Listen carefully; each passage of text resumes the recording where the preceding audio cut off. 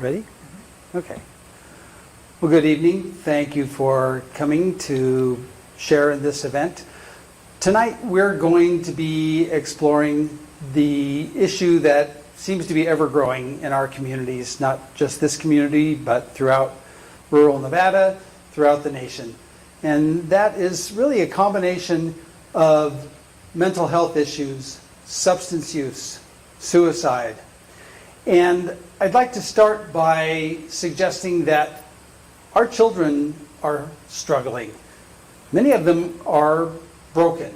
And at this point, we have put a lot of efforts into the tail end of that problem. Now, what can we do? The regular people in the community, the parents, what are the actions that we decide to take at this point that will change those dynamics? I would plant these three phrases that you should kind of put away, and through the course of this presentation tonight, come back and take a look at how you can integrate these into your life. That's prevention, resilience, and connection. Those are the things that I see as what all of us can do in the community to change that dynamic of what we're seeing in our current world. So after my introductions here, I'm going to have our speaker come to the front. He has a very dynamic program to present to you. And from that point, we have something that will tie this into this local community, and then a panel of people who are out there working on these issues. So a question and answer period for the audience. And the goal here is for everyone to leave this event with some idea of what each of you can do. So if those questions aren't answered in your mind, please let's keep the conversation going. After the formal presentation is over, let's continue to talk this through and make sure that you have at least something that you can take away with you. So with that, it is my great privilege to introduce our speaker, Jeff Johnston. I had an opportunity to meet him last year in Reno at an event that he was a keynote speaker for. And from that, I've come to really appreciate his unique perspective and what he's doing around the country to help us change this dynamic. So, Jeff. Thank you. Thank you. I have a short video. Can you hear me? Oh, did that turn off? Right here? Yep. No, it's dead. Can you hear me now? Yeah. Okay. I have a short video I'll play. For some of you that were there in the high school this morning, you saw it, so bear with me. So, do you want to play that now? Every 2 minutes, a person dies in the United States. Every 2 minutes, overdose, a person dies suicide. in the United States from overdose, suicide, or alcoholism. These are our sons and daughters, our moms and dads, our brothers and sisters, our neighbors and coworkers. On October 4th, 2016, it was our son, Seth, who died from fentanyl poisoning at the age of 23. On June 29th, 2021, it was my lovely wife, Prudence, who lost her battle with alcoholism at the age of 46.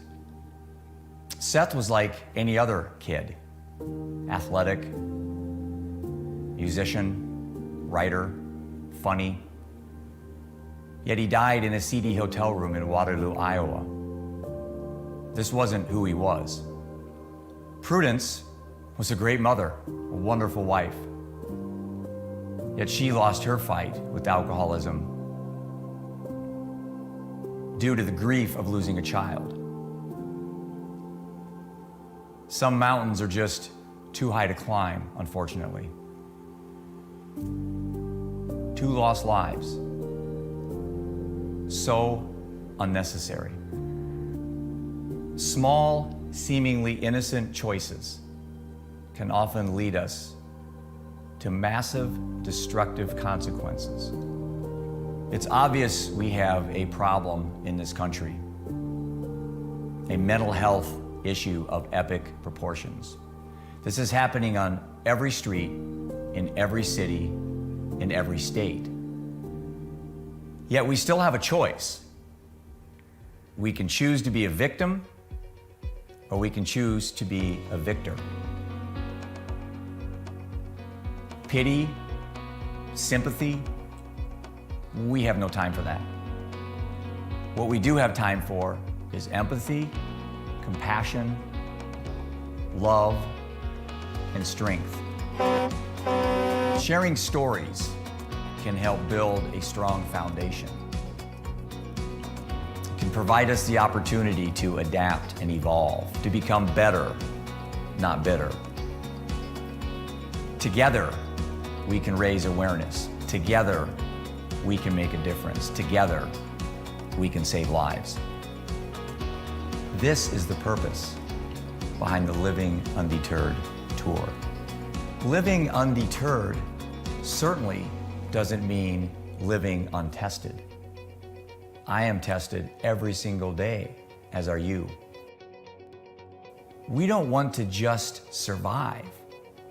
We want to thrive. Everyone has a story. What's your story? Everyone has a why. What's your why? You find your why, and you'll find your way. Keep living undeterred.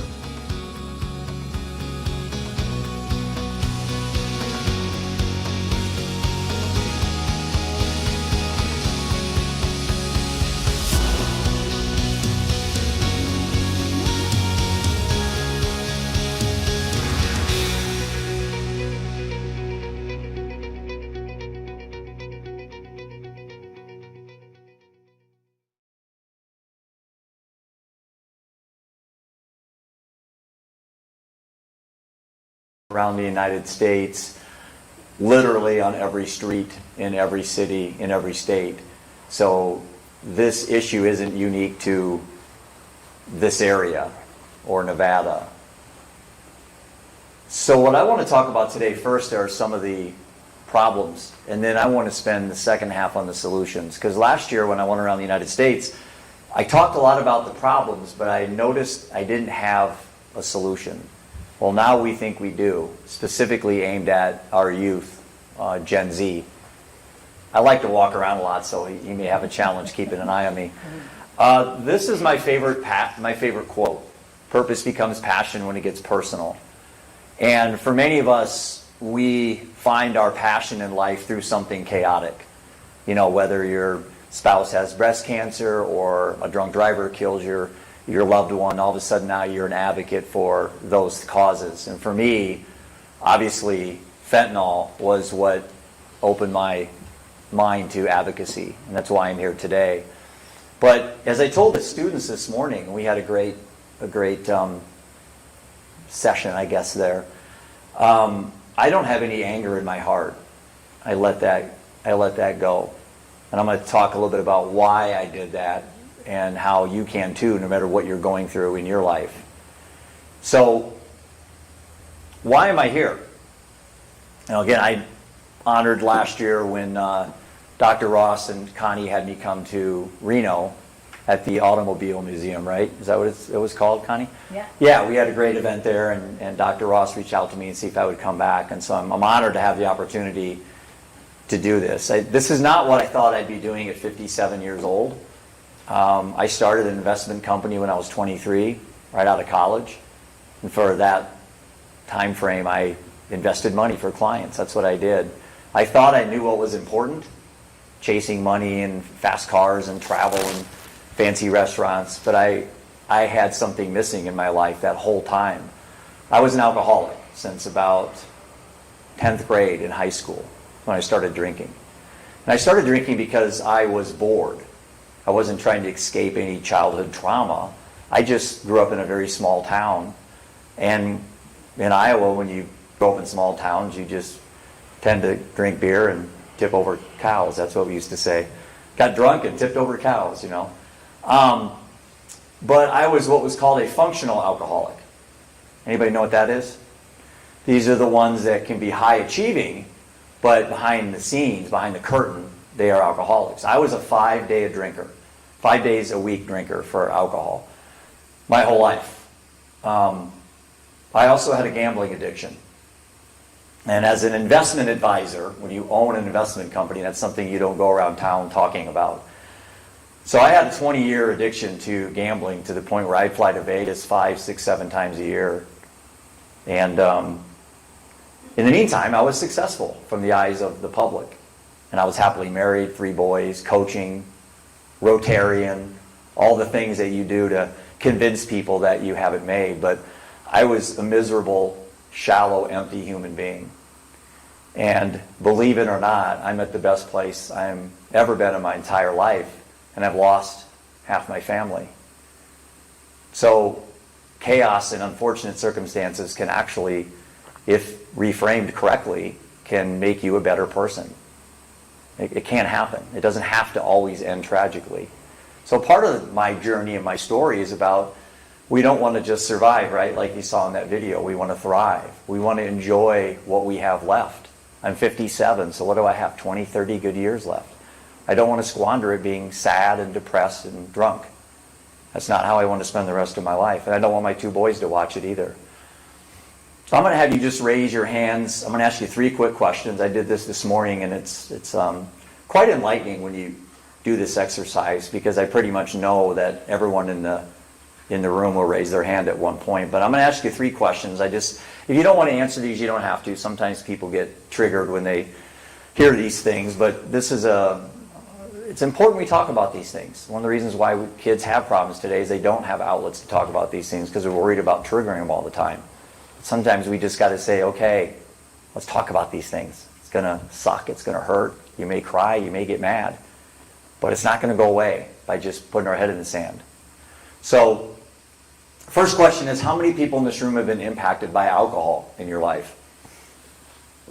Okay, alcohol during COVID went up 70%.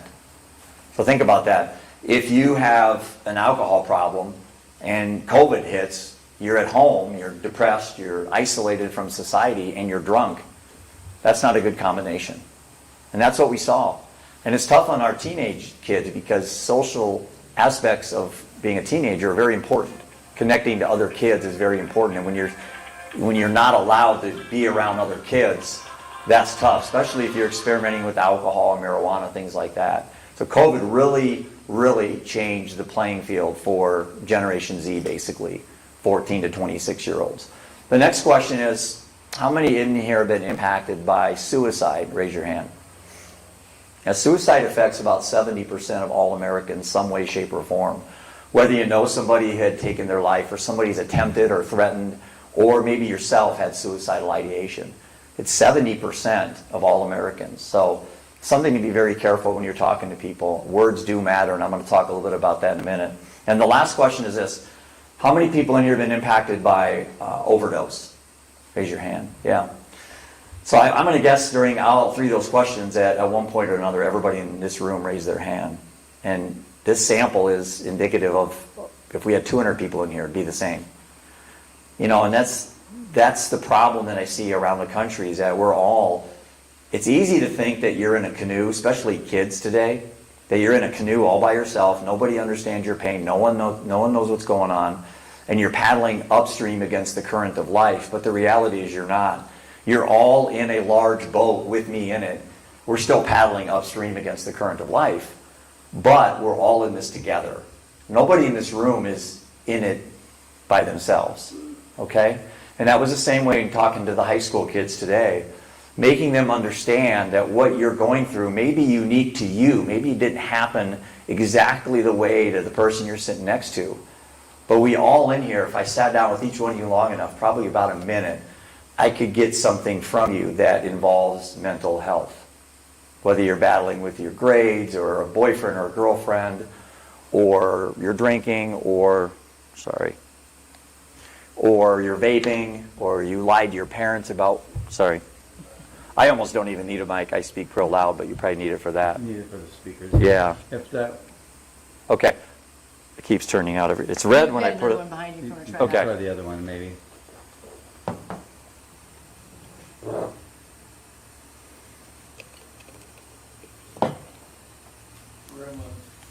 Yeah.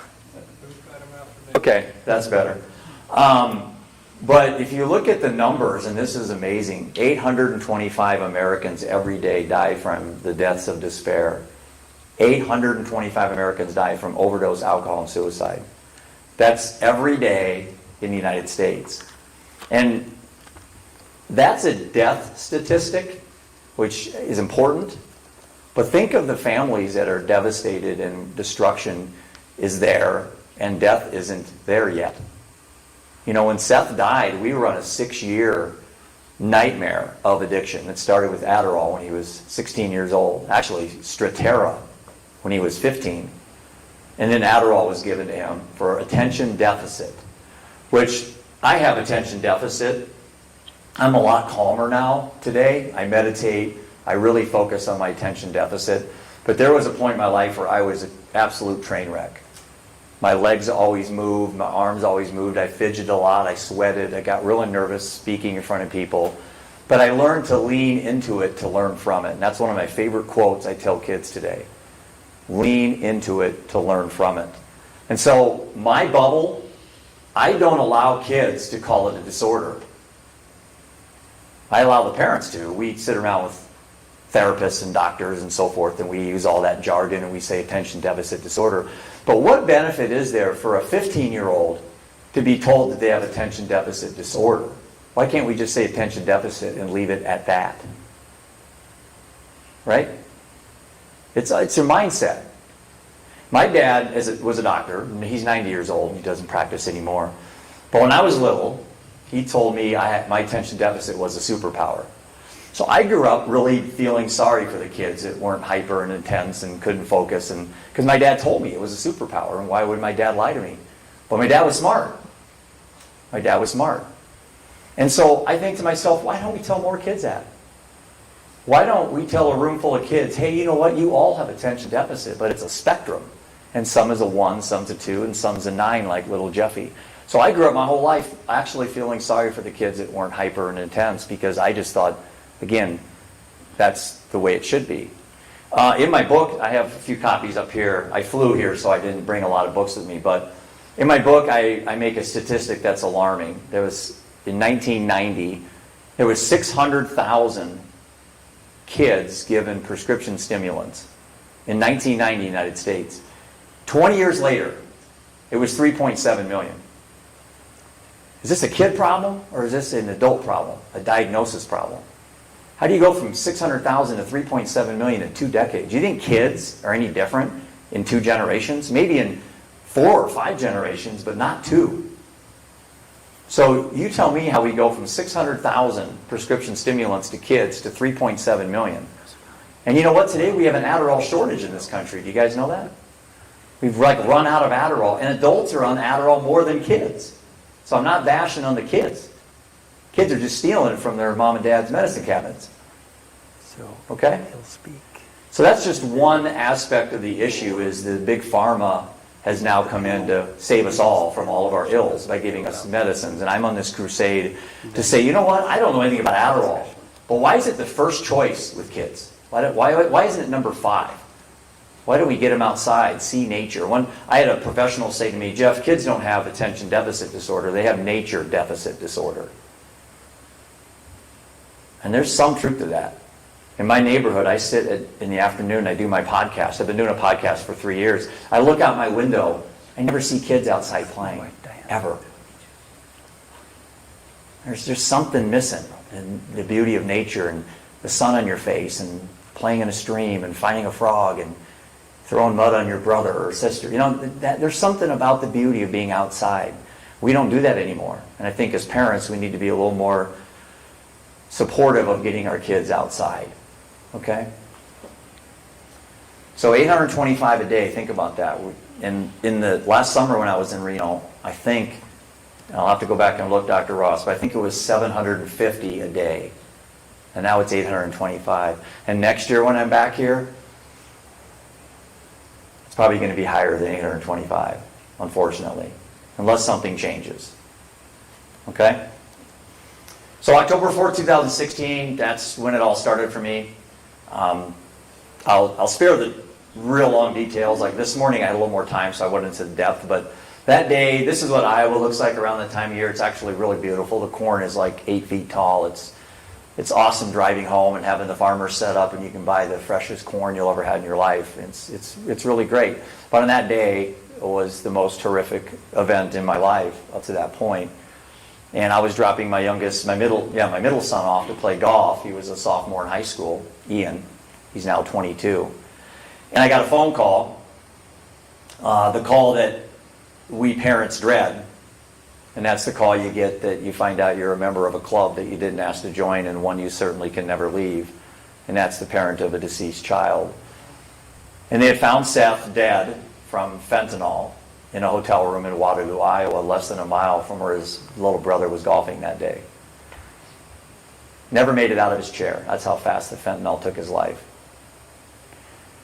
And that wasn't who Seth was. And so part of my whole crusade and part of my whole ambition in my life is to make sure people know more about Seth. I wrote the book in honor for him.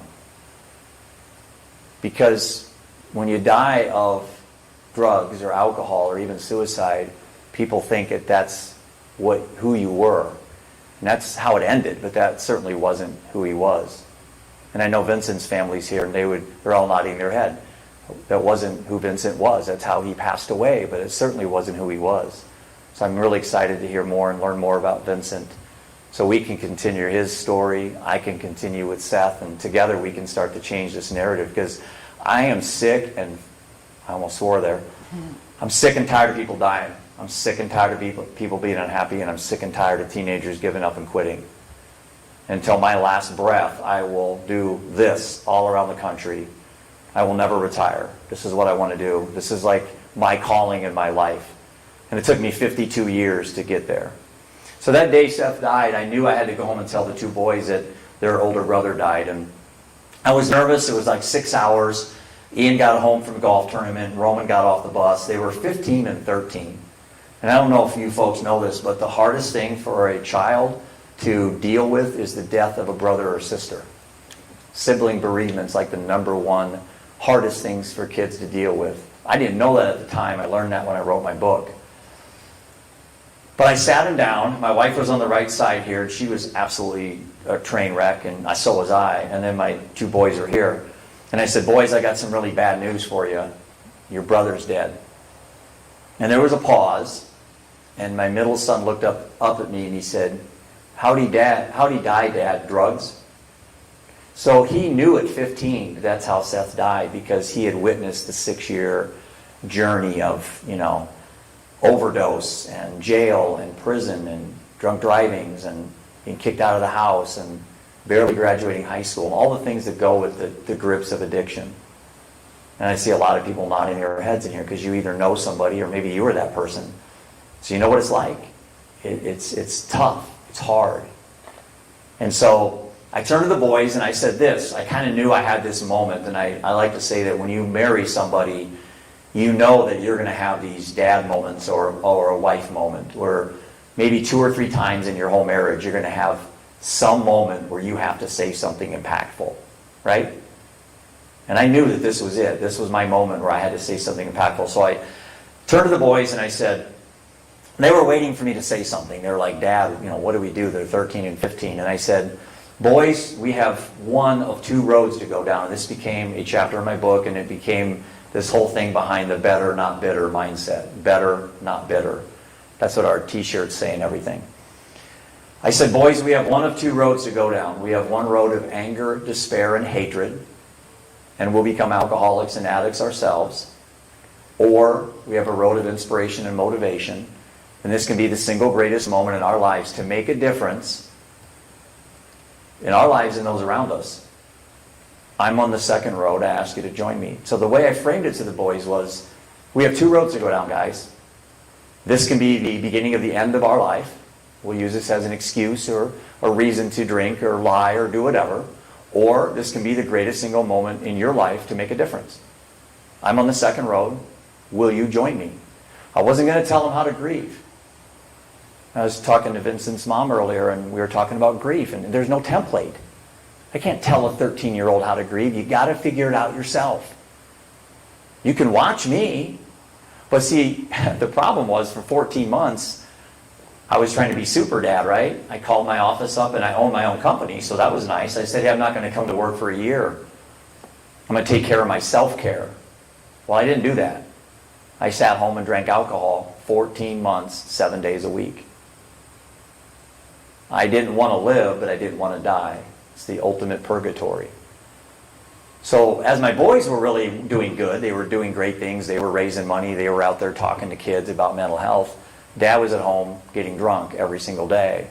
And then finally on December 24, 2017, 52 years old, being an alcoholic for 30 years, I looked in the mirror and I had enough. I was done. I quit that day and haven't had a drop since, and I swear to you, it's been the easiest thing I've ever done in my life. I don't go to meetings, I go to the cemetery. That's my 12-step meeting. That's all I need.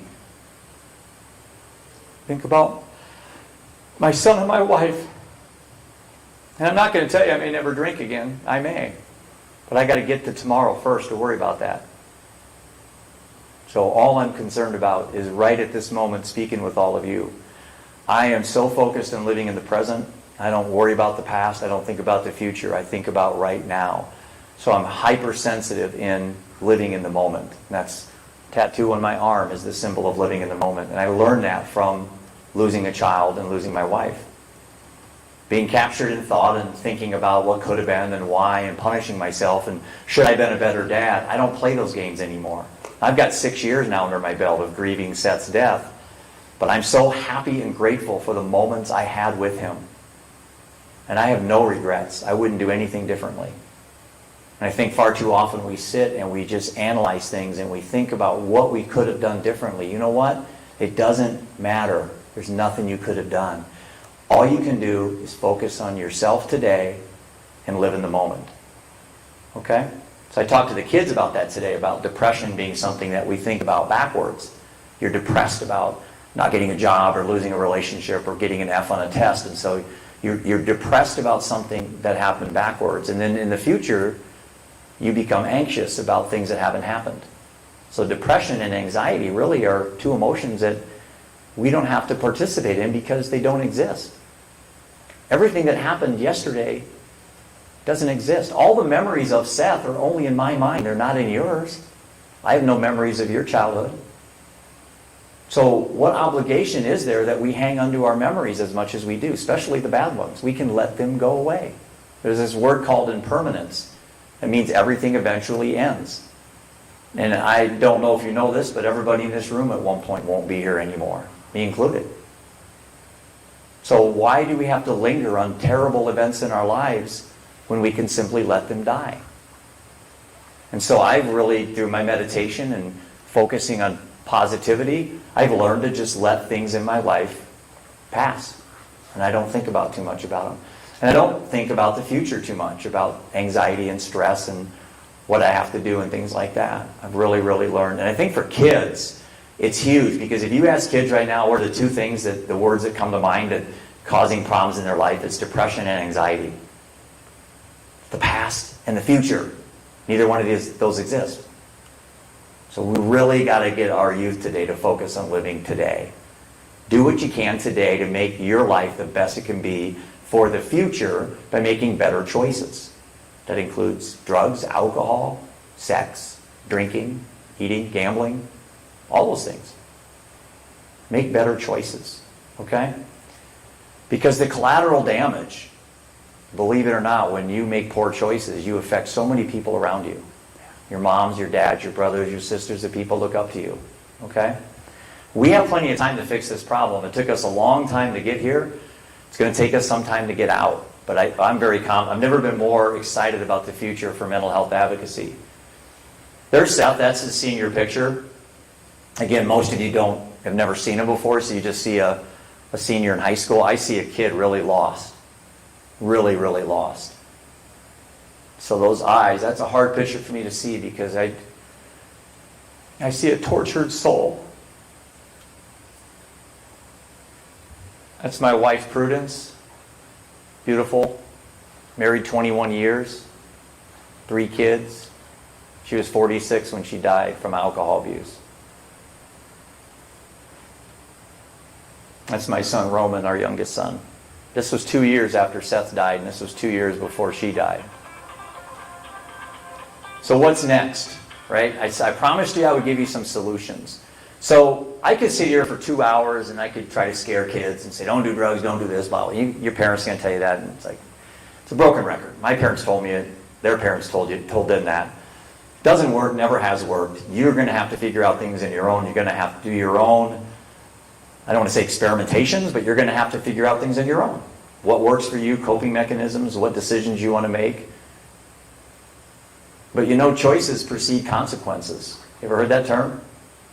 Choices precede consequences. You don't want a drunk driving, then guess what? Don't get in the car when you're drinking. So if you reverse engineer every bad thing that's happened in your life, you can probably go back to a point in time when you made a poor choice, me included. And we live in a society where we want to blame everybody else for everything that went wrong. And the reality is most of the times, it's something we did to ourselves.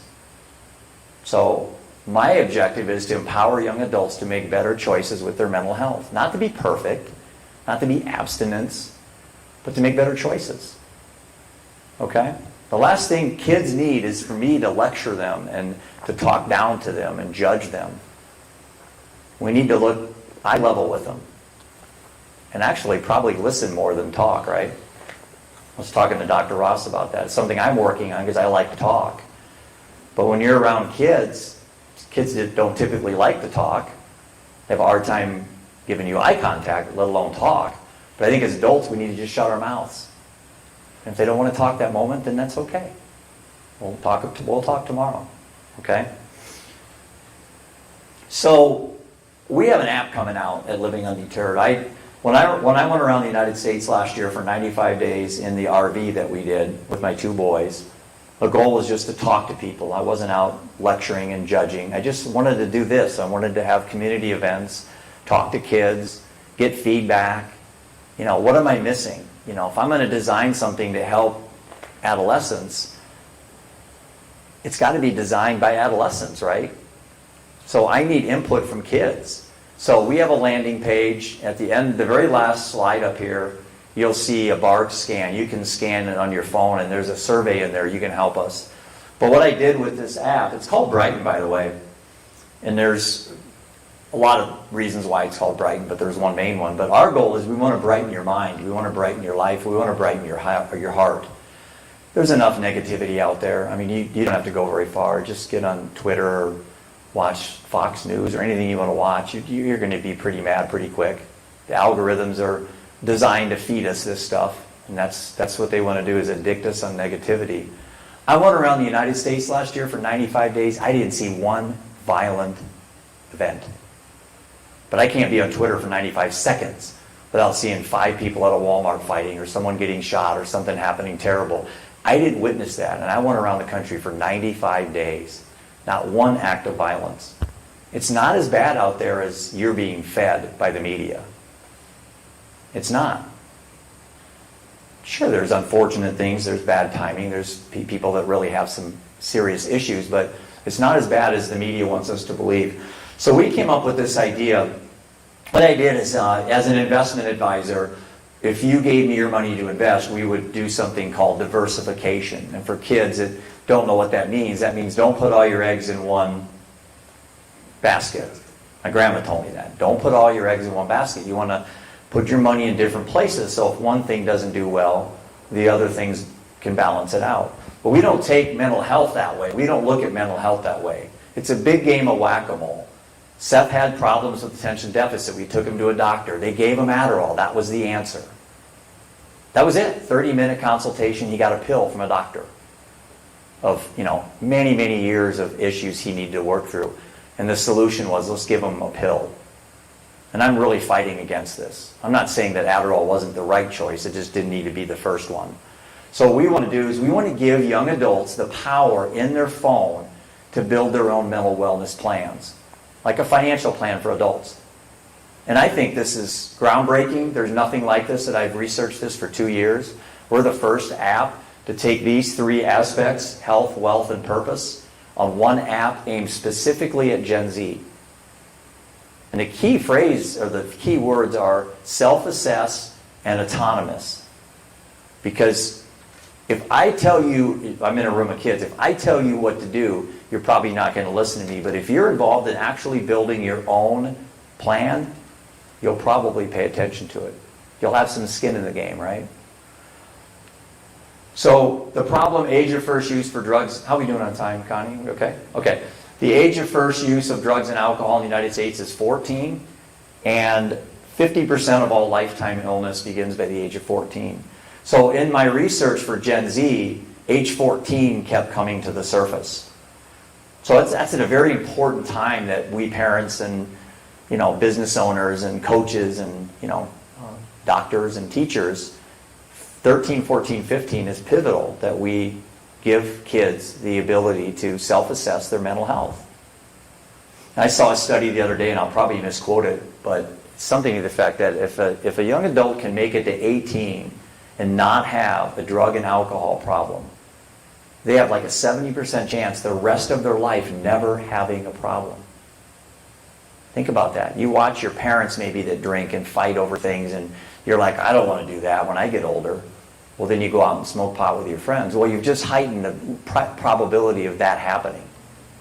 But if you can stay away and not have a problem, I'm not saying never smoke pot, don't have a beer. That doesn't mean you're going to have a problem. But I mean, if you have a problem with these things, and it's getting you in trouble at school, getting you in trouble at home, if you can get by 18 and not have a problem, you have a really good chance of never having these problems. And so Dr. Ross and I were talking a lot about prevention. Not treatment, but prevention.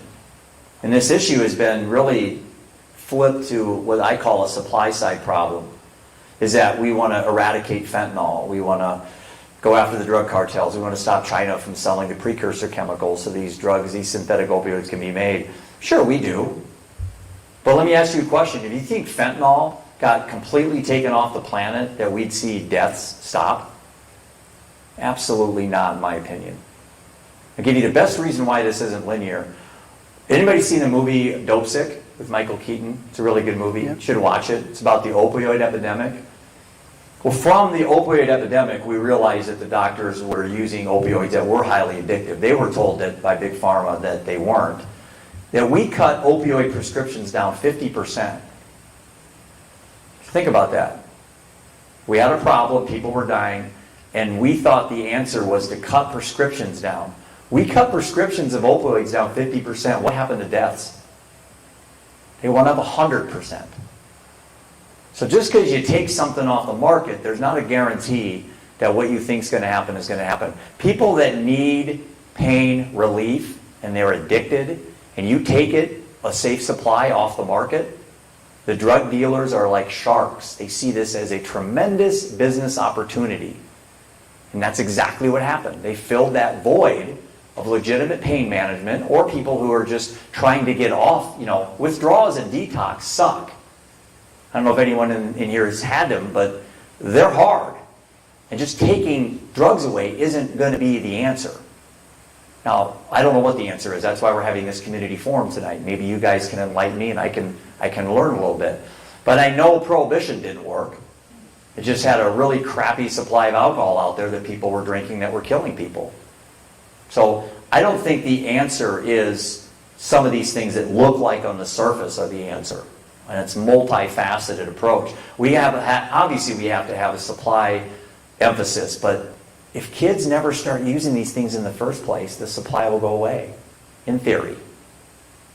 I used to tell my son when he golfed, I said, you know how to be the greatest sand trap bunker player on the planet? Anybody in here golf? You hit the ball in the bunker, kind of sucks, right? Hitting out of the sand.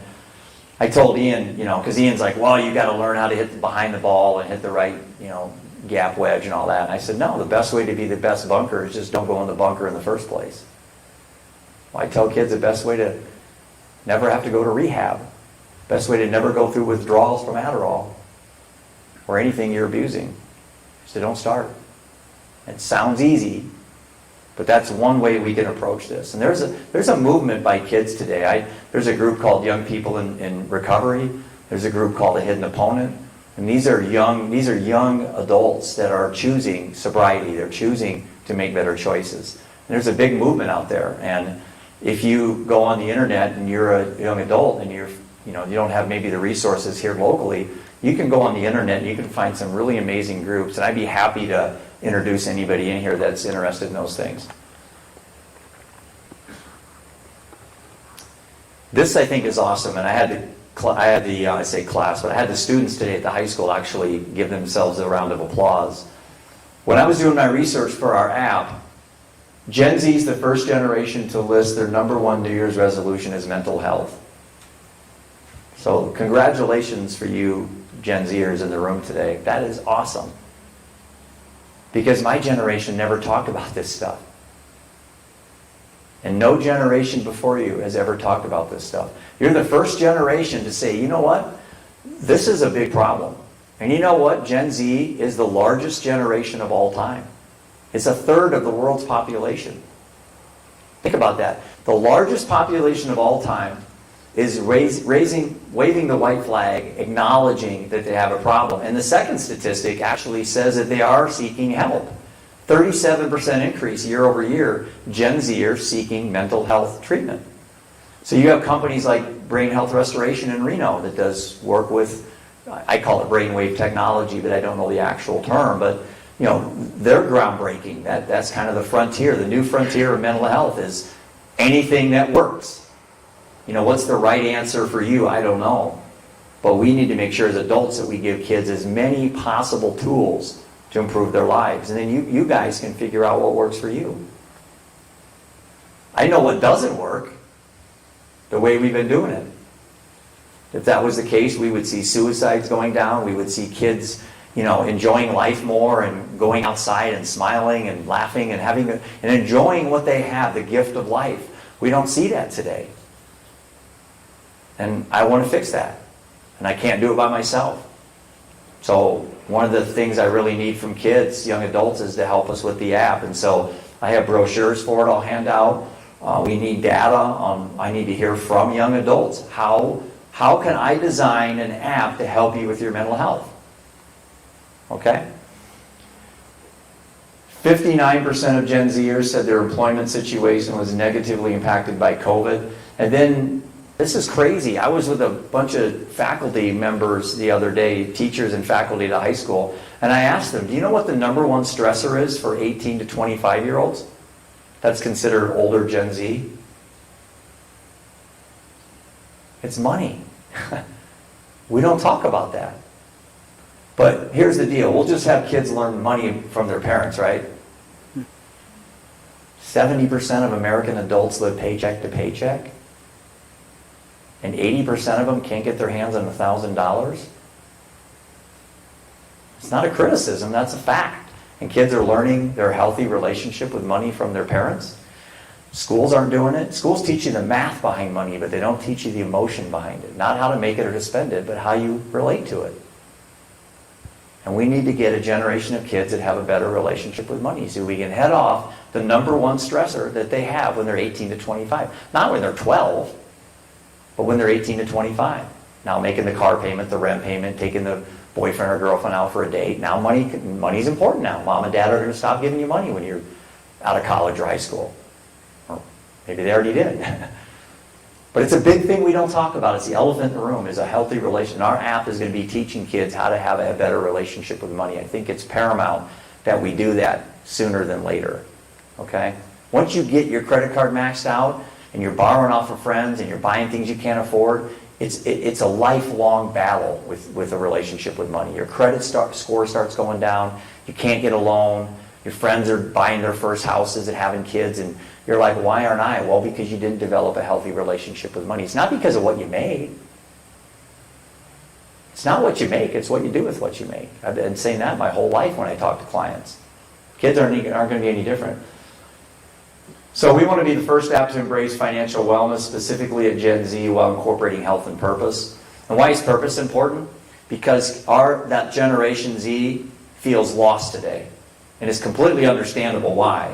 They wake up in the morning, why am I going to go to college? There aren't any jobs that I like. I'm going to have so much student debt. The climate sucks. Your generation ruined it, Dad.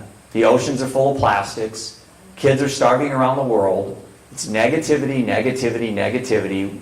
I don't want to get out of bed. So they have no purpose and meaning. So we want to teach and show kids how to develop purpose and meaning. And you know how you do it? Anybody in here that's under 20 want to take a guess at this? What's the number one way to give yourself meaning and purpose? Any guesses? All right, adults, any guesses? Well, here's my thought. Be in service. Give back. Go work at a humane society. Go work at a nursing home. Help boys and girls clubs. Mentor a 5th grader. Give back without anything expected in return. I didn't get paid to come talk to you guys today. I had 3 delays. I drove till 3 in the morning. I stayed in the Big Chief, by the way, is a great hotel. I like it. I really do. I told their beds are better than most of the Marriotts I stay at. But I didn't do this for anything other than helping you guys tonight. Like I said, I didn't get paid for this. This is me being in service today. It helps me. But I think if kids could learn to make this a little bit more about other people and less about them, I think that creates a lot of goodwill. And there's nothing better than doing something for somebody and having someone come up and saying, "Thank you, Jeff." That feels really good. But I think we got to get our kids more involved in being in service. And it starts with your home. Maybe your little brother, your little sister. Well, maybe that's not a good example. I had 3 brothers and I didn't want to help any of them. But there's plenty of things you can do in your community to help.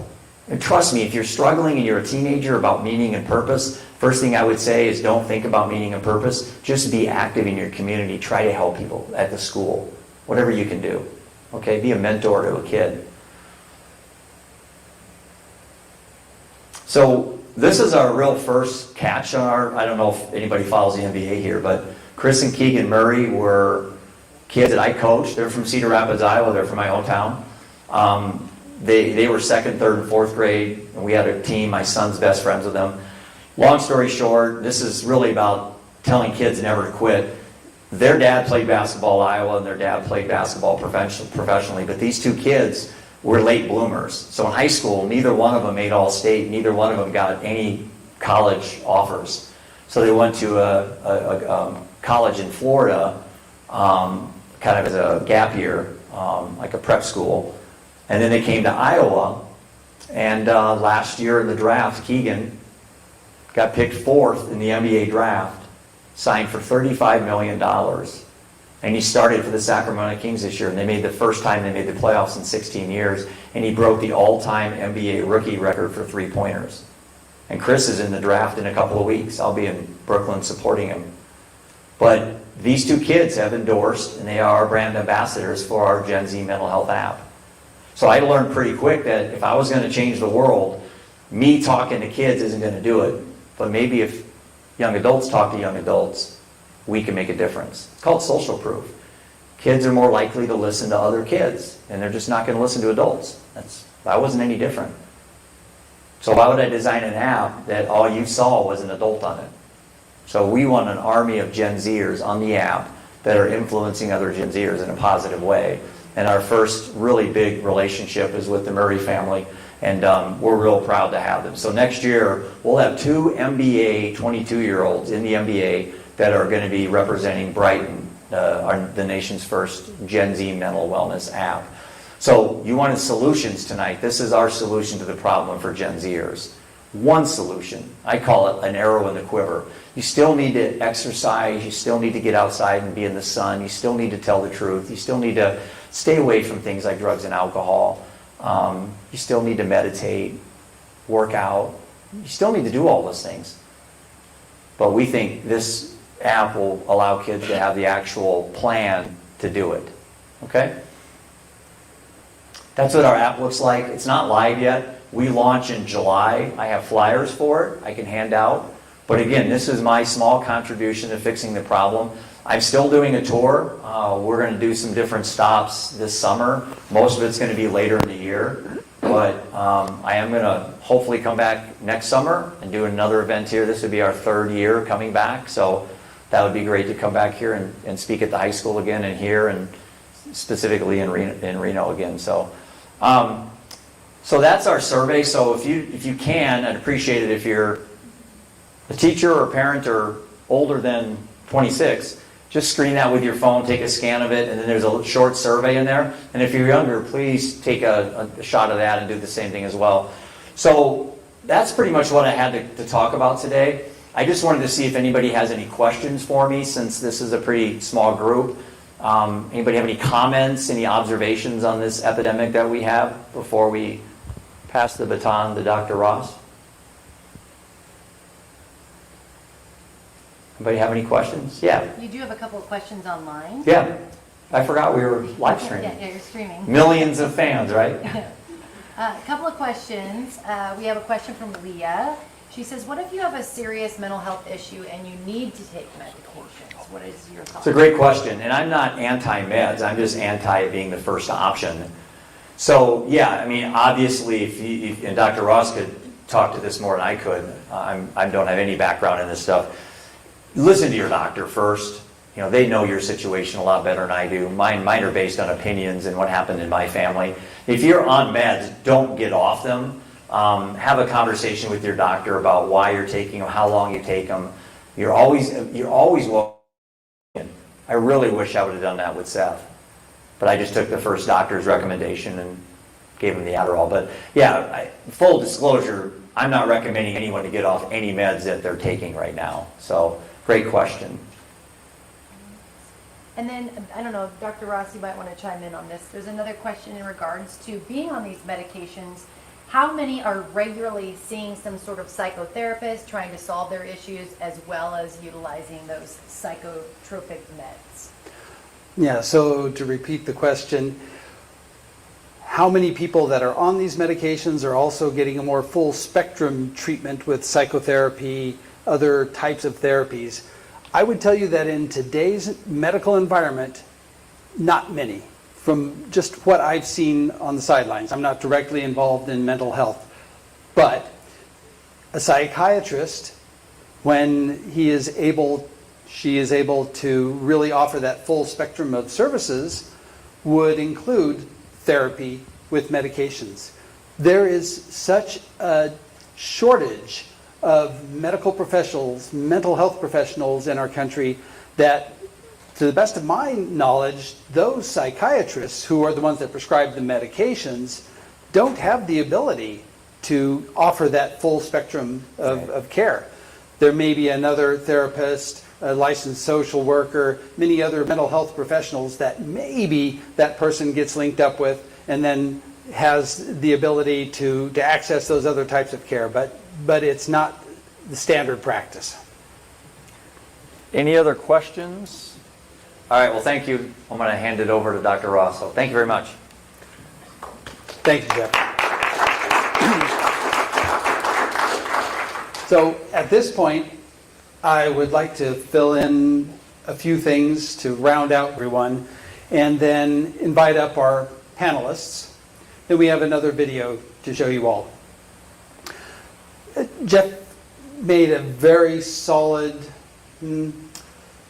observation that we can't rely on supply control. There's another side of that, and that's demand control. He spoke around that, but I want to be very concrete in letting everyone know there is no question that is where we need to focus our efforts. Demand control, which means that rather than trying to cut off the supply of whatever that substance is, we need to take another direction with this. What Jeff is doing with Brighton, what families do around the dinner table, it's to strengthen that young person as he gets ready to go out into the world and help that young person have better tools to use. His one quiver in the arrow, there are many others. And I suspect that we are not doing that consistently enough.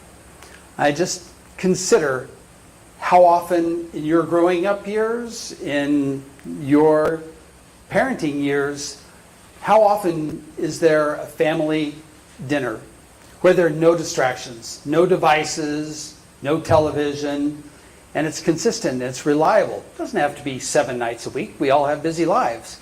But when that young person knows that there's going to be a family dinner and knows that the door is going to be open for a conversation, it really changes a lot. So think about that. Pass that on.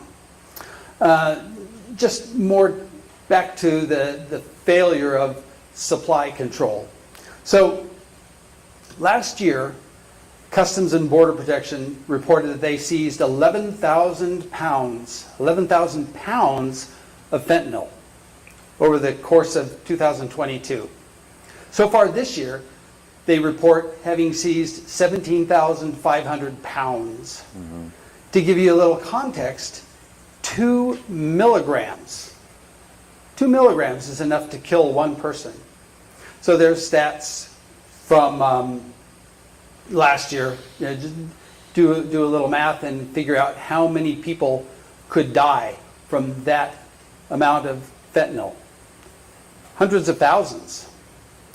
So that doesn't work. Us relying on supply control. Very important piece of the puzzle, but we can't sit back and let that be the main effort. Beyond that, you hear now about this drug that's coming out called xylazine or tranq. It's not even illegal. So our law enforcement community can't control it, supply control.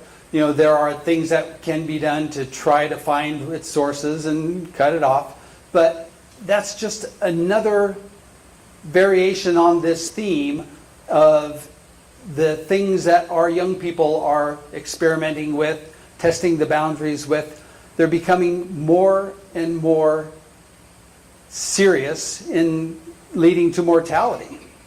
More and more people are dying from xylazine. If you go back about 15 years, I remember when huffing was a big deal. Does anybody remember that? Kids were using aerosol cans and spraying them into bags and then breathing in the fumes.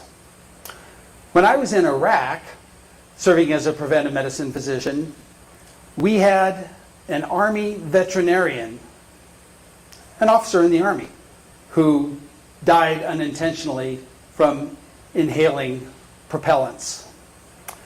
You know, so that just again goes back to us really needing to look at this demand control, helping our children to be resilient, helping them to grow up to make good decisions, because we can control them when they're young, maybe 10 years old, maybe 12 years old, in that concrete thinking stage. We can control their behaviors. But there's that transition point where you're going from controlling them to advising them. Don't ignore that. And don't hold on too tightly to that control because of fear. As soon as they leave that door on their own out into the world, you have planted the seeds, hopefully, for them to make good decisions on their own, because you're not going to be there, regardless of how much control you've put onto them up to that point. So, Jeff did a good job of giving out some statistics. The one that I think is probably worth focusing on, the CDC, the other expert medical panels have reported to us that 2022 was a record year for overdose deaths. Mm-hmm. But then they give a hopeful note that, well, we think maybe it's going to start to get better. Maybe it's going to start to taper off. Now, the most recent statistics we have here in Nevada, opioid prescriptions this year are up 14%. Prescription opioids. We already know that more fentanyl is being seized at the border. How much more is getting through? I suspect a lot. So, that whole movement that came from that dope sick situation back in the 90s, where all kinds of control measures were put on prescription opioids. It worked for a while, but now it's not. It's going back the wrong direction. Then, if you look at Nevada youth, last year, 18% had a major depressive episode. That's not being sad, that's clinically depressed. And 13% had severe depression. We need to do more, and we need to do it better. So, and then, you know, the Surgeon General of the United States recently came out with a letter to the people of the U.S. talking about loneliness, the epidemic of loneliness. 50% of adults reporting that they are lonely. Now, there's more to that once you dig down a little deeper. That comes back to what the seed was that I planted with you at the beginning, connection. We cannot afford to allow the people around us to lose connections. And our devices that we all live on, I do as well, that's not connection. It absolutely is not connection. It's one-on-one, what we're doing here tonight, where we're in person. You know, as I was preparing my thoughts on this, getting ready for this event, we had a few weeks back a family dinner. My 19-year-old nephew, who's a freshman in college, was there. And I'm going around the table talking to people, my family, asking them what they thought should be included in this presentation. I went to my nephew, and who's in the middle of all of this. He's the perfect person that Jeff needs to get a hold of. Uh-huh. And I asked him, so what would you want my audience to hear? And he said, you know, just that they listen to me and they care. So it gets back to just opening the door to those people, and then breathe through your nose, because you can't talk at them when you're breathing through your nose. So with that, the next step of this evening is to bring up a group of people who have some very important things to tell the audience about this current environment that we're living in. And we'll have some thoughts on what we can do to improve things. And I really look forward to a Q&A session. After I bring them up, we have another short video to show that will make this grounded in this community.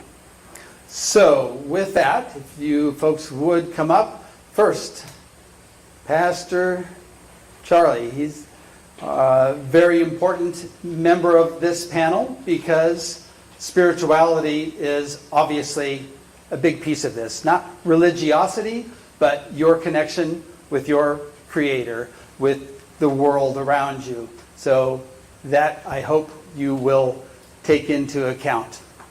Then we have a nurse from the Indian Health Service, Patty Taylor. I've had a chance to speak with her on the phone. This is the first time I've had to meet her.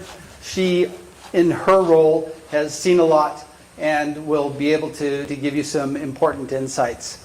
We have Dr. Robin Wilcourt, one of our community physicians, who obviously is in the trenches dealing with all of this. Then our sheriff, Ron Unger, who is going to let us know what is maybe an improper focus on where our efforts have gone in the past, and maybe some ideas on what to do better. And then we have Kaylee Hicks, someone else I've just recently met, and I think she will have some very important insights for you. She is a trained substance abuse counselor, intervention. I work for behavioral health. Behavioral health, right. Good. So thank you all for being a part of this. And now, we must got everybody, yep. So the next step of this is to connect it back to the community. So we have another video to show you all.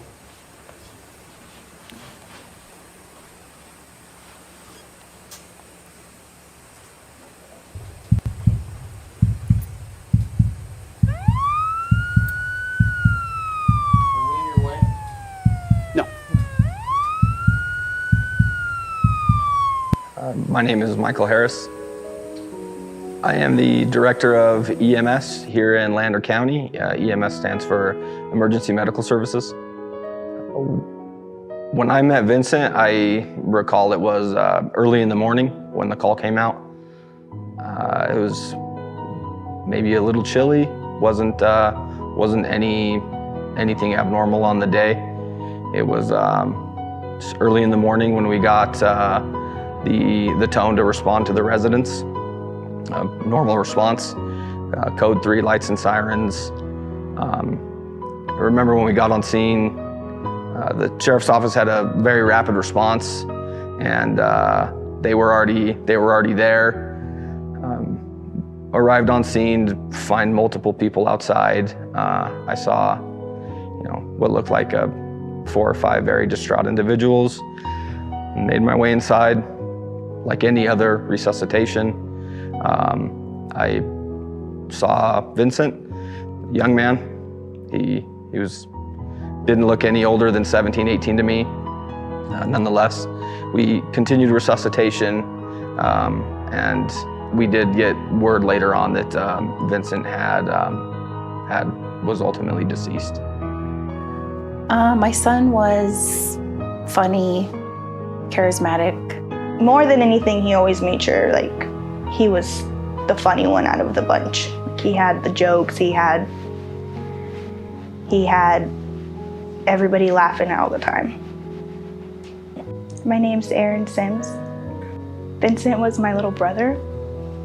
He was a good kid. He cared about people even when he was very separated from the world. He still had a really big heart. He really cared about everybody's well-beings. And yeah, he was, as everybody referenced, he was kind of the life of the party. He just wanted to make sure everybody was happy, even though he was struggling himself. Vincent was a charmer. He was a charmer to everybody he knew, and he convinced pretty much anybody that was in his life that if he wanted something, he'd figure a way to get it. My name is Isaiah Gomez. I'd like to believe that Vincent saw me as another one of his brothers. Like I said, we were pretty close. We did a lot of things together, and it'd make me feel a lot better to know that I was like a brother to him. And I would do pretty much everything from playing video games to going hunting and fishing. I'm not a super big hunter, but he made sure we were at least chasing coyotes down, and I think that's what excited him the most. Was I wasn't super into it, and because of him, it opened my eyes a little bit to a life that I wasn't used to. My name is Celia Quintanilla. My son's name was Vincent Rosas. My son passed away from a fentanyl overdose. My son struggled with mental health issues for a lot of his middle school and high school years. I mean, we knew that he was struggling, but we didn't know the extent of it. So fentanyl is a synthetic opioid. It's one of the class of medications that are used for treating pain. It's originally created to treat end-stage cancer patients. It is commonly used as a recreational substance in today's world. Fentanyl acts on the respiratory system and on the mental state, so it depresses both of those, and it can be a very profound condition where people will stop breathing and not even know that they are at risk of dying from that. His smile was very, contagious. Sent him to rehab. Started to get better, and the whole character change. He came to stay here with me and my family, and he was so grateful, and to have his own space and have all his stuff in one spot. All he kept doing was thanking me for those whole entire 3 days he was home. So all he would do is just thank me for giving him a place to stay. It was very nice to see the old Vincent that we missed for a while. He wasn't one to not be willing to stop his own life for somebody else. And I seen that throughout the years I knew him. He would always put them first and never really put himself first. Vincent was very selfless. He did whatever he could for people to be happy. And the way I looked at it wasn't not only him to be happy in the way of financial gain or education, it was happy in the sense of I can be miserable, but I'm still going to make everybody else happy and smile, and I'm going to care for them even if they're not caring back for me. That was always his big thing. Like everything about him changed. And so once he came home again for the second time, that's when 3 days later he passed away. Fentanyl is right now on the streets the most potent opioid that's commonly used. It has at least 100 times the effect of morphine, 50 times the effect of heroin. It's to the point where a very small amount, along the lines of 2 milligrams, can be fatal.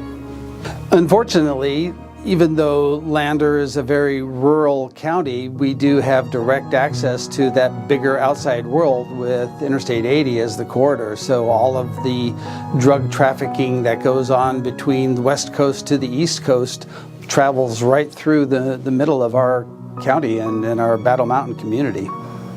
I would tell any parent to continue to push and create that relationship with their child where you can talk about anything. I would tell someone who would be having the same problems with their siblings to not get angry and let them know that you're there to listen and help. It's hard to not overstep boundaries in certain situations. But I think in a situation like this, when someone is struggling and someone is not sure of what they're trying to do in their life, I show them love, show them compassion, show them how a relationship, whether it be professional or on a personal level, should be treated. And I think that would help. The latest statistics for overdose deaths in general are about 110,000 nationwide, and about 2/3 of that are thought to be from fentanyl. So over 60, 70,000 people a year. Well, that overdose situation is where that patient, that individual, isn't able to interact normally with the people around him. Trouble breathing, trouble staying awake, and at some point just unable to be aroused at all. Narcan is a medication that's used to reverse opioids in the system. It's very effective, and it's something that anybody can use. In Lander County, we have a training program and the ability to supply anybody in the community with this medication that can be very effective in the short term of saving someone's life. Narcan is a very easy substance to use. It comes packaged in a spray applicator. All you need to do is open the package up, put it into the person's nose, and depress it, and it can be effective within a matter of a couple of minutes. We can't hide from this issue in Lander County. You need to talk with your children now. When he overdosed, I had to give him CPR. Luckily, we were able to get him back with the local EMTs. And when he was transported, we had to stay for about a week. And at the end of the day, he fulfilled what he wanted to do. He was able to donate his organs to people that needed it.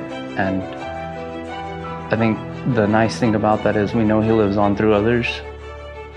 His heart is still beating in someone else.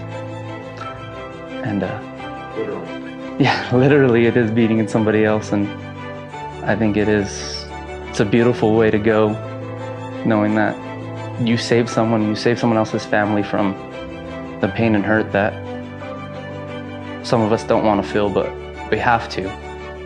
But he helped somebody not feel that.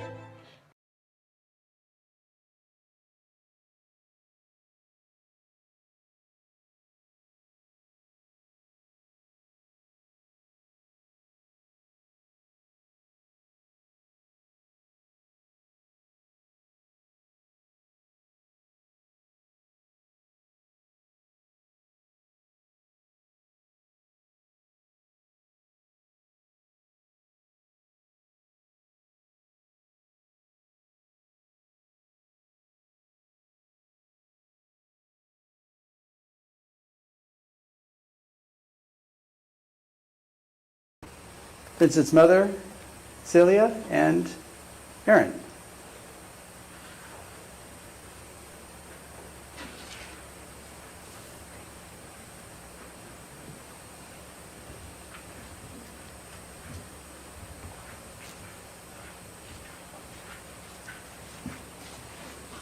Welcome. Just hold that close. Hi, good evening. I just wrote something.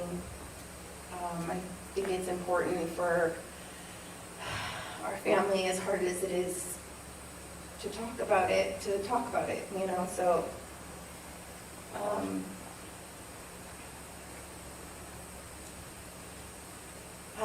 I wanted to thank Dr. Ross and the county for making this possible, for the video, and everyone who participated in making the video.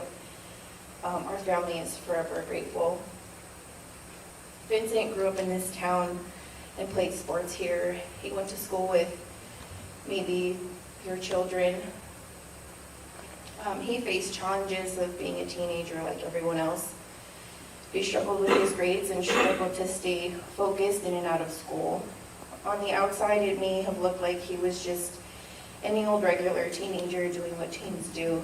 The regular party going, getting into trouble, and doing what boys do. And I'm sure at first it was a party or two, a drink or two, but due to the mental health struggles he faced, depression being one of them, the things he used to escape soon took over his life. For Vincent and many others, eventually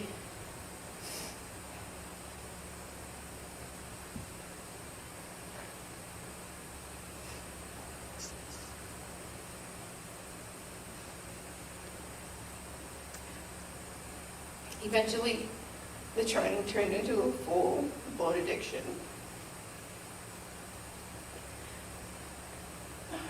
Addiction has layers to it.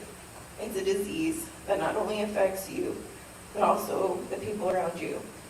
And in order for us to see a change, we need to break the stigmas that surround addiction. We're all human and we all make mistakes that sometimes take us down a road that can quickly become unfamiliar and deadly.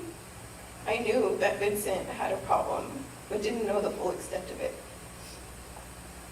We sent him to rehab and he was mad at us.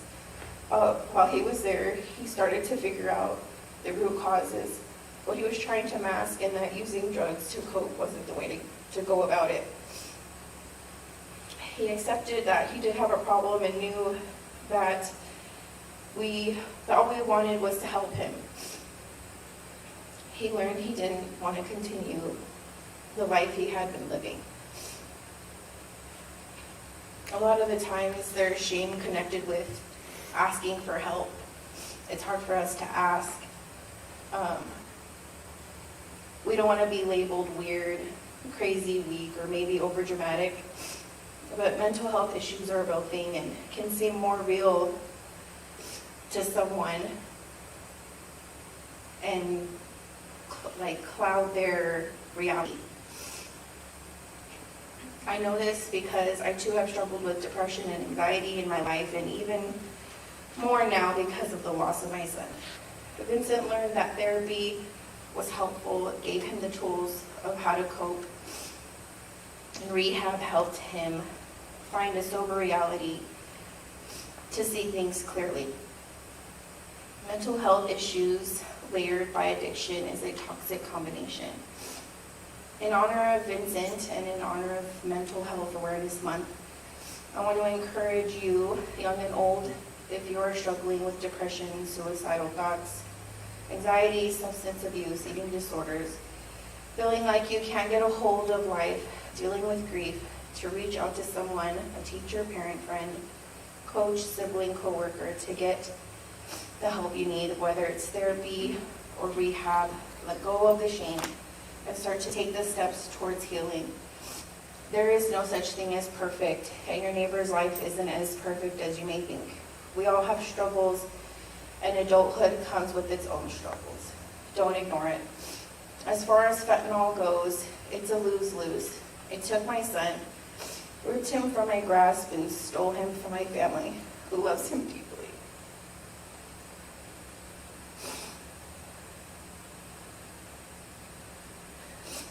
No mother or father should have to experience this great loss. My hope for you is that you can look at Vincent's life and know that there is hope. And even though it may seem like we lost, I don't want for his fight and what he was able to experience before he passed to go unrecognized. Messing with drugs is a gamble, and it's for sure not a winning game for the user or the people who love them. Even though Vincent's passing was the end of his life here on earth, his legacy lives on. His goal in getting better was to help others who were struggling like he was with mental health and addiction. And I believe with the help of this video and the ability to share his story, he is doing just that. His story will change the life of someone, and that's Vincent's win. I encourage you to get educated on how to administer Narcan and what signs to look for when someone is overdosing. If you haven't been able to attend an in-person training, you can do so online at endoverdose.net. Thank you so much.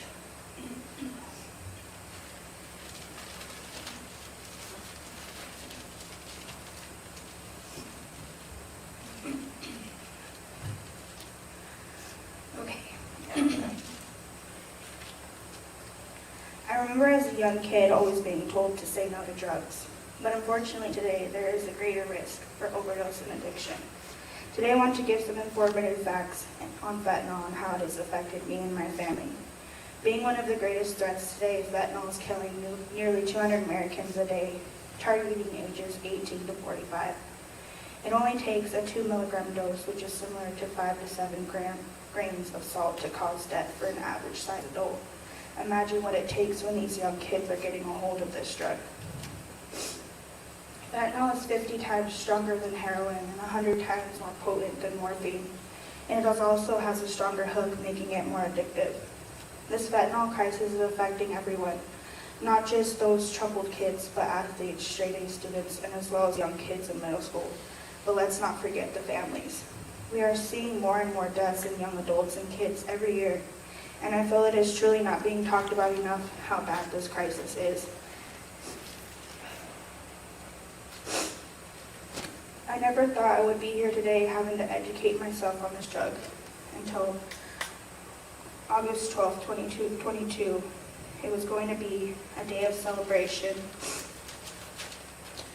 and family fun, but instead it's a day I will never forget. It changed my life forever.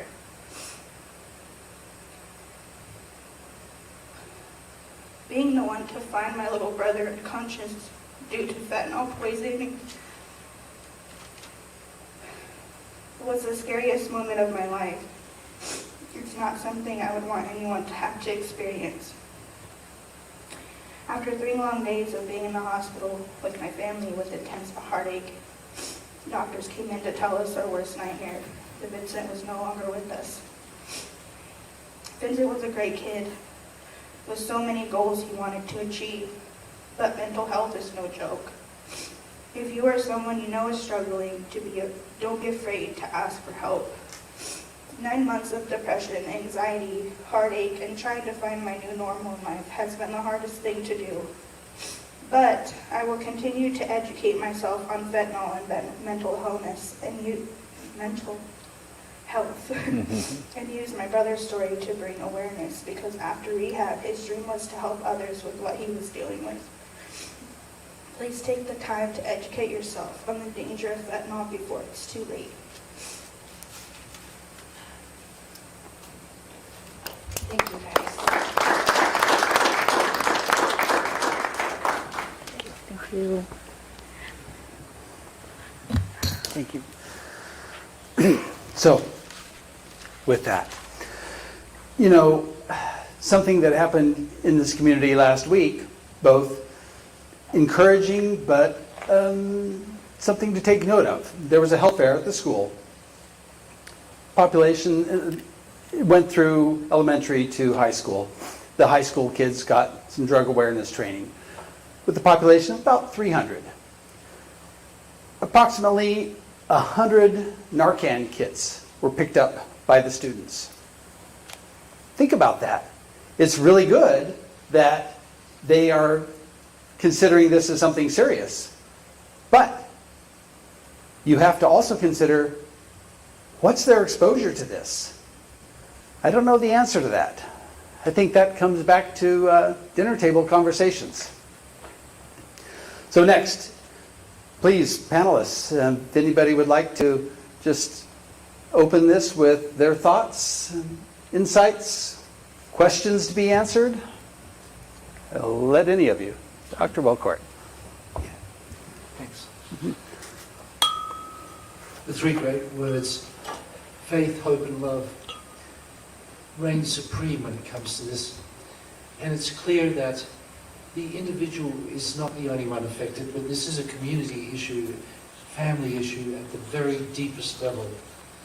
And until we really get our arms around this and actually put the words faith, hope, and love into practice, both as a community, as a family, and as individuals, we're probably not going to stop the demand side of this.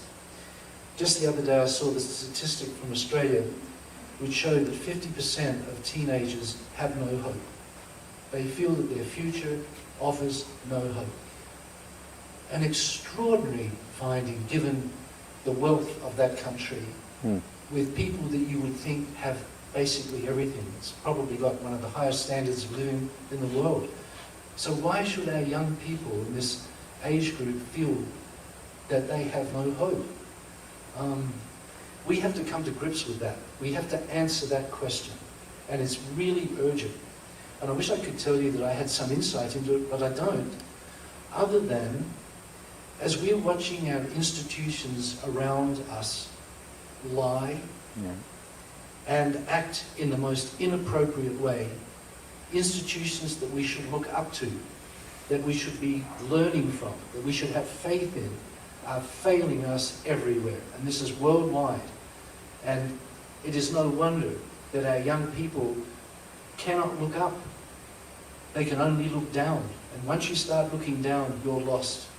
You don't see the light ahead of you. You just don't see hope. And that's one part of it. The other part of it is we keep thinking of this as a medical issue, and it's not. Medicine plays a part in this, but it plays a very nasty part for the most part. First off, we don't have enough mental health workers. Right. That's absolutely obvious, and we probably never will. Those people, though, that we do have been influenced by what I call the medical pharmaceutical complex, which has failed to do the correct research, has come up with simple answers in the drugs that it throws out there, like M&Ms, to the population. And we're not getting a real understanding of what anxiety, depression, and the need for drugs and alcohol is really all about. The research just hasn't been done, and it's not being done. And until we do that, we have these two major issues of the demand and the uselessness of our current therapies. I don't know how we get through this one and where we go from here, but it's really, obviously, depressingly sad to be losing young people who should have everything to look forward to and seem to feel they have nothing. Thank you. Anybody else? I didn't know where I was going to need this, so I didn't bring it with me. My name is Patty Taylor, and I'm the public health nurse for Indian Health Services. My office is in Elko. I'm just going to grab something out of my bag. You don't have to follow me. My office is in Elko, but I take care of our native populations. Sorry, I'm not going to talk till I get back up in front of the camera. I take care of our native populations in Elko, Battle Mountain, Wells, and the South Fork Indian Reservation. And anywhere else. Because we're federally funded, I don't have to limit my care to people living on Indian land.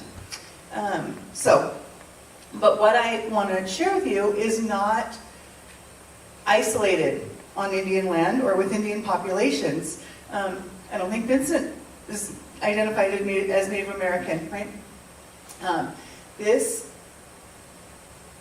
awful situation that we're in affects everyone. We talked about every state, every city, but it's also every ethnicity, right? We didn't talk any statistics about ethnicities. We talked about age groups, and we talked about rural versus urban populations, but ethnicity can be just another topic of this. But what I want to share with you is some tools that we are using in IHS that we wish we didn't have to use, but it's where we are, and it's some tools to help in the moment. Jeff talked about, we focus a lot on the past, we worry about the future, but in the moment, we want to keep our loved ones alive. No matter what they're struggling through today, we want to keep our loved ones alive. So I have two tools that we are using right now. And this video talked about that Lander County is offering one of these tools to anyone, which is Narcan training. And Vincent's mom shared with us a website to use that if we can't go to an in-person training, that we can get trained online. Here is the Narcan box. Sheriff Unger, your deputies carry this. Every one of them has this. So all of EMS has this. The firemen have this. 100 kids in the high school have this in their bag. Okay. That's amazing. Thank you for passing that out. Absolutely. That's perfect. I'm going to pass this around just in case anybody hasn't seen it. But again, I need a third hand here. Again, in the video you saw, it's a preloaded, very easy to use. You can train young children to use this. Grandmas with arthritis can use this. It is a nasal applicator. It squirts up into the nose, absorbs the mucous membranes. Works really fast, okay? There's 2 doses in a box. I don't know what the response time is here in town, but if anyone is outside of town, it's longer. Each dose is just going to get a couple minutes, okay? So the reason there's 2 doses is because if someone has overdosed, that means their opioid receptors are filled up with opiates. What this medicine does is absorbs through the mucous membrane, and it kicks the opiate off of the opiate receptor. Empty opiate receptors lead people to breathe, okay? Get people back breathing. But this medicine lasts a shorter time in the bloodstream than the opiate does. So this first dose may wear off. That's why the second dose is in here, is because you may need to administer a second dose before EMS gets there. Okay? Are you familiar with Cloxato? I'm not. Okay, it's supposed to be like, I think, double. A longer acting? Yeah. Great. This is what's available here. If we get something that's available longer, wonderful, right? Because we want to keep those opiates off of the receptors to keep people breathing, okay? So I'm going to pass this around. This is my, sample box that I opened. somebody has this in their home or can pick this up in their home, it's got instructions right here on it, okay? Like I said, really easy to use. But I just want to pass this around so that people can put their hands on it and see.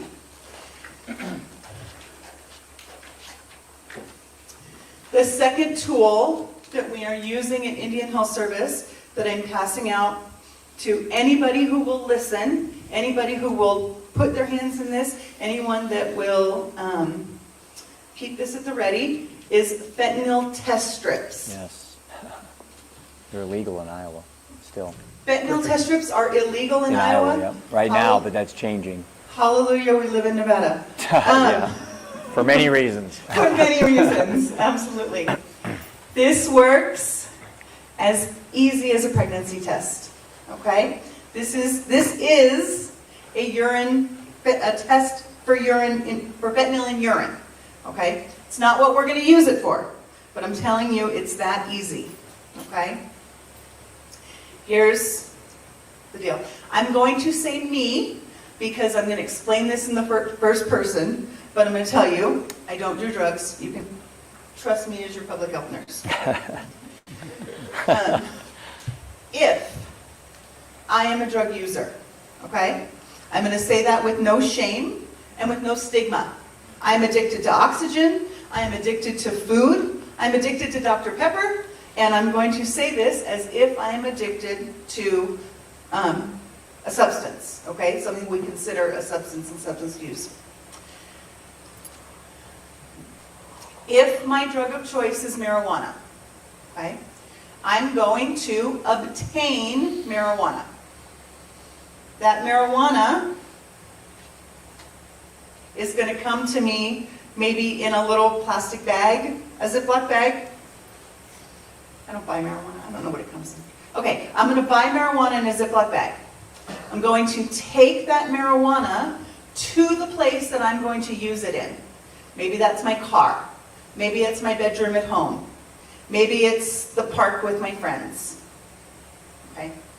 I'm going to roll my joints. My preferred way of ingesting marijuana is to smoke it. Okay? I'm going to roll my joints. I'm going to set them aside, and then in the baggie that I bought my marijuana in, I'm going to put a little bit of water, smush it around in the bag, okay? Get the water to touch all of the inside of that bag. Then I'm going to whip out my handy dandy one-time use fentanyl test strip, and I'm going to dip it in the water that's in that bag. Because I'm not trying to die of a fentanyl overdose. I just want to smoke a little pot. I want to relax. I want to chill out. I want to quit worrying about whatever I'm worrying about. I'm not trying to overdose. I'm not trying to die. I'm not trying to do hard drugs. I'm just trying to smoke some weed. Okay? So I'm going to dip this fentanyl test strip in that liquid, in the water, in that baggie. Here's the part where it's different from a urine pregnancy test. If I get 2 lines, there's no fentanyl. If I get 1 line, there is some amount of fentanyl in my materials. Right? Well, now I know there's fentanyl in my weed. I don't know how much. I could choose to not smoke that weed. My mom would love it if I made that choice, to not smoke that weed, okay? But in reality, you know, if it takes 6 grains of salt worth of fentanyl to kill me, there's probably not 6 grains in here. I don't even see it. I trust this guy. I buy weed from him all the time. So, if I make the choice to still smoke this weed, this is the handout that I give people with their fentanyl test strip.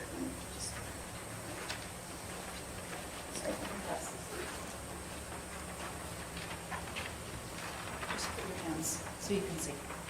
Okay, so if I decide I'm still going to smoke this weed, okay,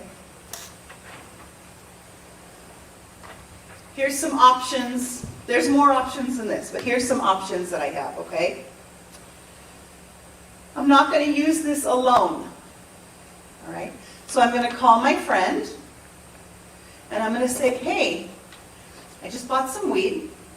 I've tested it for fentanyl because, you know, I heard there's some bad stuff going around. I heard I could overdose on fentanyl, but, you know, I'm sure it's going to be fine.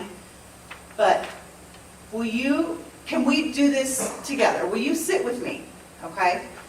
So that I'm not alone. I've got my Narcan. You know, I've got my Narcan kit that they gave us last week at the high school. Come be with me so that if I stop breathing, you can Narcan me. That's a verb now. That's an action word. You can Narcan me. Okay? Or, if we're both going to smoke the weed, you know, if Dr. Wilcourt and I are friends and we're going to smoke this weed together, I'm going to smoke first, he's going to hold the Narcan, and then when I'm okay, he's going to smoke it and I'm going to hold the Narcan. Okay? So either I'm not going to use alone or I'm going to stagger my use with somebody. All right? Have that naloxone ready. Have the Narcan ready. Okay? If I'm not using weed, say I'm using heroin, okay? I've cooked my heroin. My understanding is that heroin comes in a crystal and I need to melt it to load it into syringes or to smoke it to ingest it into my body. Okay? So now in this sentence I'm not using weed, now I'm going to use heroin. I load up my syringes, my rigs, whatever I'm going to use. I load up my syringes. I know there's some amount of fentanyl in it. I can choose to use a smaller dose than I normally need, wait a short period of time, make sure I don't overdose, and then choose to either use the rest of it or wait a longer period of time. Okay? 30 seconds on here is a recommended time frame in between, you know, breaking that, whatever I was going to use into a smaller amount. Okay? Again, there's a warning on here to use caution with a supply that gives a negative test. Because I might not have gotten everything out of the inside of that baggie or out of the inside of that cooker to test. Okay, so just like a pregnancy test, positive is positive, but negative may also be positive, right? Okay. And like they were mentioning earlier about tranks, other things can be mixed in that we're not testing for here. Okay. I actually have a question. It's probably for Sheriff Unger, but the Good Samaritan law in Nevada. The Good Samaritan law in Nevada. What is the law here in Nevada? There is the Good Samaritan law is still there. And I guess I don't know what would be the best way to explain it. I think Does everyone you know could what that is, administer first aid as long as you didn't overexceed your training. Does that make sense? Is what you're asking, is somebody going to get in trouble if they Narcan somebody? They're together and somebody overdoses. There's a fear. You want to answer that? Yeah, so as far as I'm aware still, you can call for paramedics or for first aid, call 911, be there with the person overdosing, whatever the environment is. And with the Good Samaritan law, you are not at risk of becoming arrested for possession or use or outstanding, or paraphernalia, outstanding warrants. I don't know about outstanding warrants, but I know for any of that, like arrest on site for what they have on them or with them, you're not at risk of any of that because calling EMS for somebody overdosing, saving that life, they cannot arrest you. Yeah. So, for instance, if Dr. Wilcourt and I are shooting our heroin together. We've done the most safe thing based on our decisions and decided that one of us was going to use at a time. We were going to stagger our use. And I overdose. He pulls out the Narcan, shoots me with one dose. I start to wake up. He calls 911, and that's part of the training. If you've got to give somebody one dose of Narcan, you also need to call 911 or get EMS on the way because, like I said, it's going to wear off. Okay? You can even give them the second dose, and it can still wear off before EMS can get you. Okay? So you're not out of the woods just because you're Narcaned.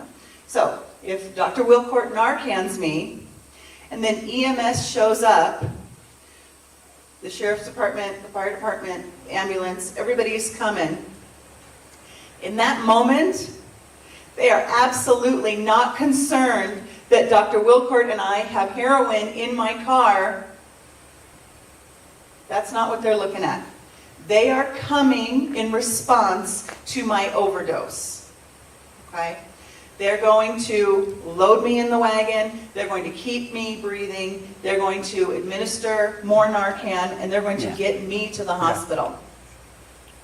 As long as he's not continuing to cause any unsafe situation, they're not worried about him one bit. I'm going to say, thanks, Dr. Wilcourt. Hey, here's a handout, here's a resource. We'll probably see you around. If you're out here doing heroin on our street, they'll probably see you around, but I'm getting the time's up message over here. Any questions about the fentanyl test strip or the Narcan? Please, sir. Can you administer the Narcan on somebody that doesn't have an opioid overdose, and does it harm them if you do? Absolutely not.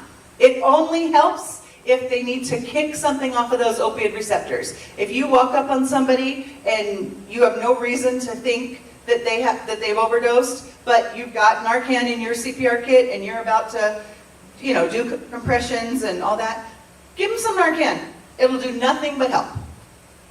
And there was one other question. A couple questions here online. There's been rumors of Narcan shortages. Is that true? I have no idea. Not that I know Yeah, of. I don't think so. And then this one, she said, you mentioned that you're giving it out to the high school. How does an average parent get it? Where can you get it? Here in Lander County, The at the swimming pool, I just heard behind me. That's a question here. Yeah, our community health clinic. And it's now considered over the counter, so it can be purchased in pharmacies. I don't want people having to buy it, be a limit to getting it. Was there any more questions on that online?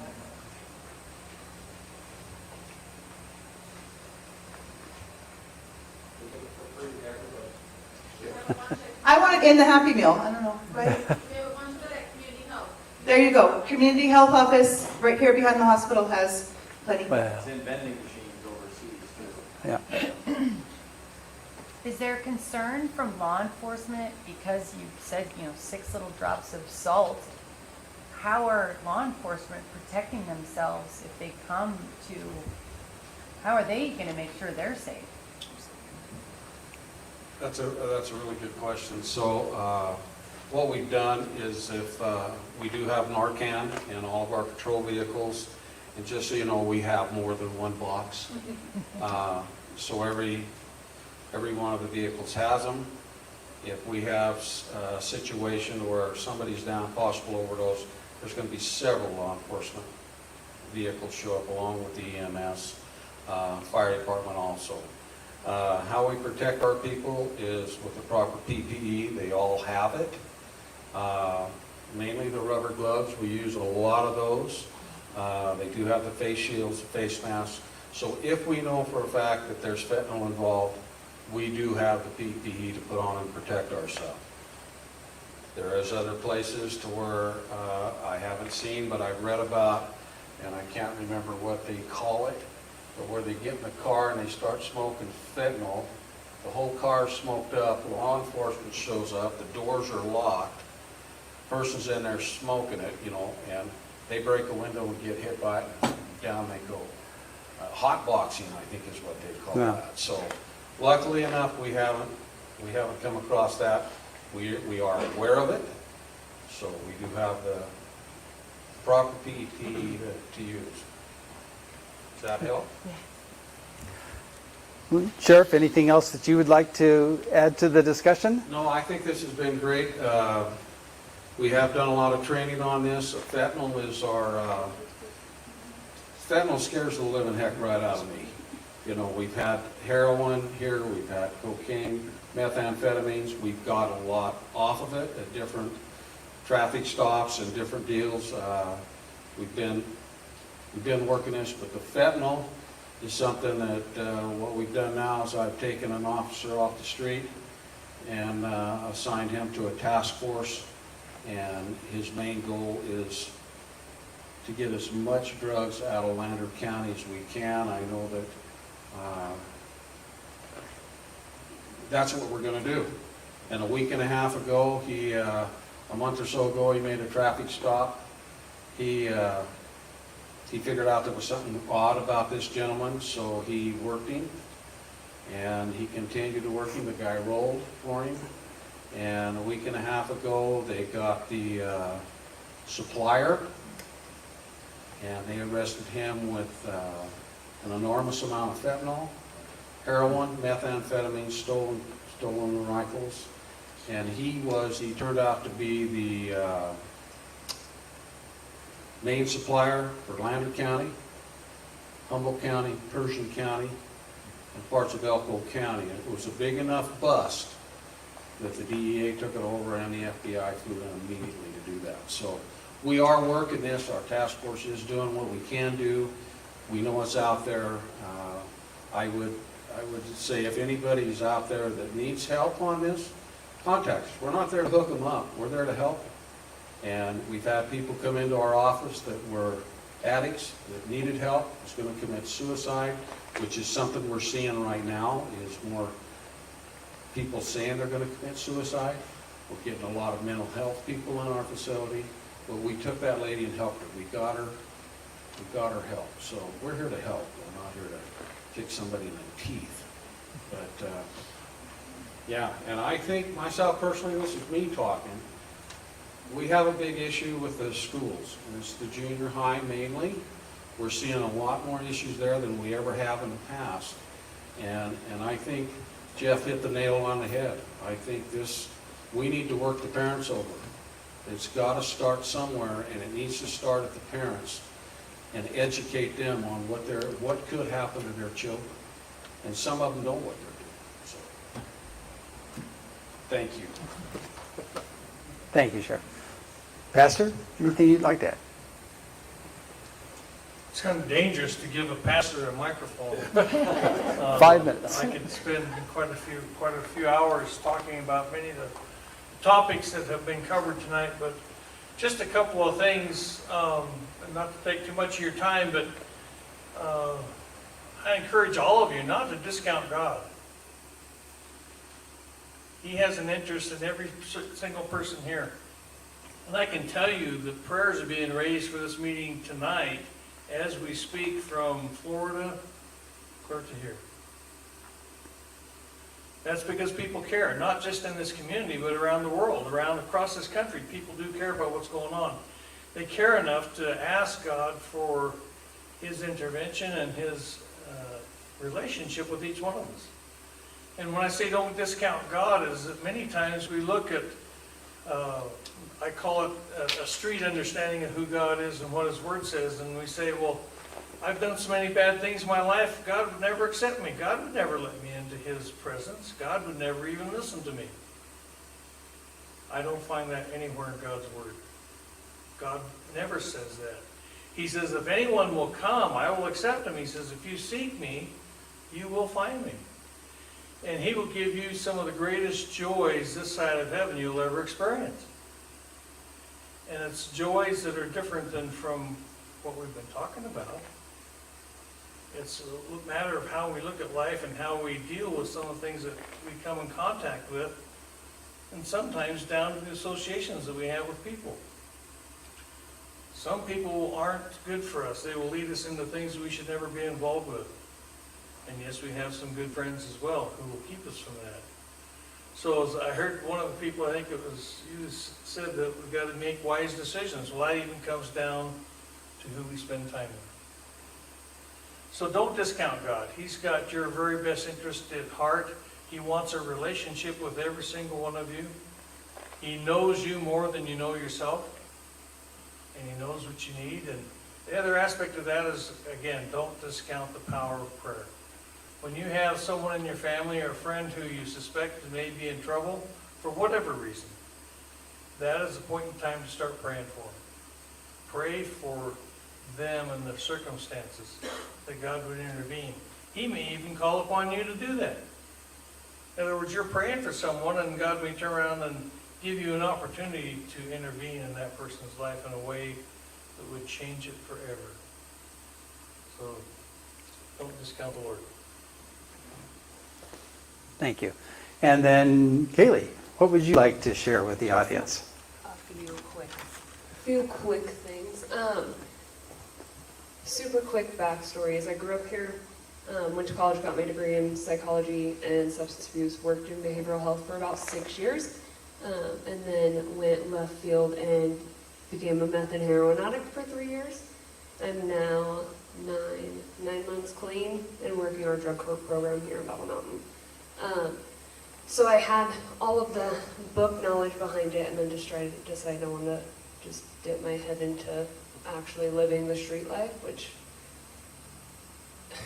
is not what it's all cracked up to be. That's definitely sharp. But one big thing of like that I've taken away is like addiction does not discriminate. It's one huge thing that is always said. I know, but it is so true. And not only that, but addiction is seen differently. There's people for the first almost year of my addiction, I lived the double life and still went to work every day and did my hardest, had my apartment, paid all my bills, kept on the outside my life looked like it was just fine per society's views, but I was, smoking an 8 ball of heroin a day. So, and then I took a left turn and really dove into like homeless, drug addict on the streets in Reno.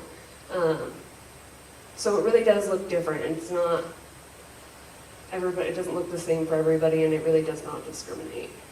And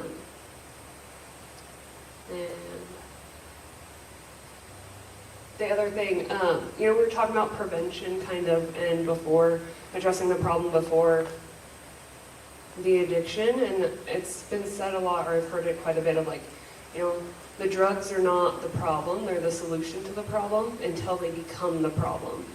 And then once they're taken away, you're still left with that problem, that initial problem that needs to be addressed of what they were the solution for.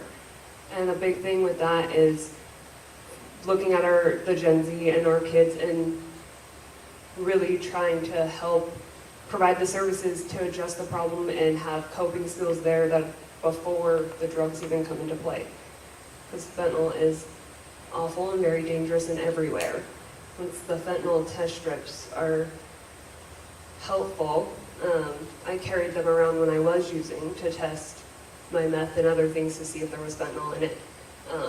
And you'd be surprised at how much it's in typically everything on the streets now.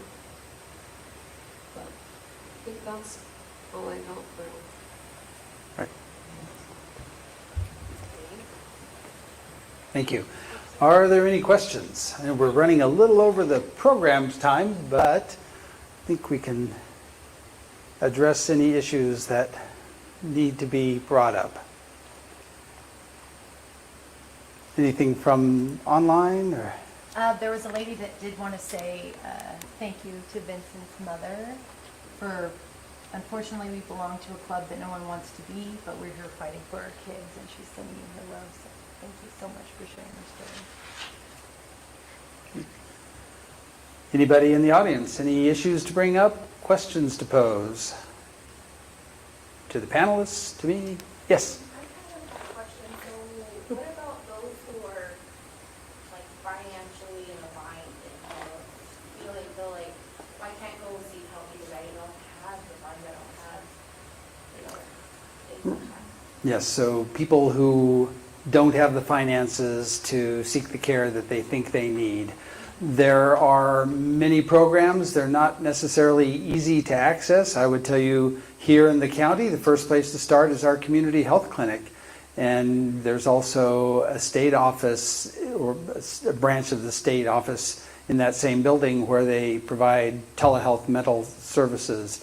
Addiction is a tougher thing than some of the mental health or suicide issues, but start the conversation and let's see what kind of resources that we can find for you. And there's some input from our community health nurse. So for mental health services there that you can access in community health, they're through the state of Nevada, like Dr. Ross said, but they are on the sliding fee scale as well. And I don't think we even charge the services once you meet that criteria. You can get mental health services over there for free. Yeah. I want to say for free, obviously it's free, but they do a sliding fee scale and they're not going to make you pay in practice. Right, so access to sliding fee scale services. A lot of the treatment centers for substance abuse have grant funding, state funding, federal funding, and as long as you meet those requirements, the treatment is covered through, like they have a certain allotted amount a year and they put it away and finance it for those clients that can't afford it. So I believe it's most in Nevada now. Like there's the option of self-pay, yes, but if you are under the poverty level, then the state funds or grant funding covers the program. What other questions do you have? No? Well, I thank you all for the time you've put into this. I would challenge all of you now to take this to heart, to look for the opportunities that you have as just a normal person in the community. You don't have to be a mental health professional, a medical professional. You just have to be human and you have to listen and care as a starting point. There are many layers to this, but we all know what it is to have our struggles and to feel like there isn't necessarily anybody available to listen. That's not the case. If we all step up and identify that person that's struggling and start the conversation. So, thank you for your time.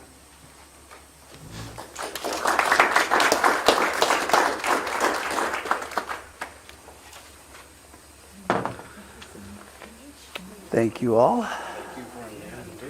Absolutely. We'll give you some feedback from the online stats. Hopefully we had a little better attendance there.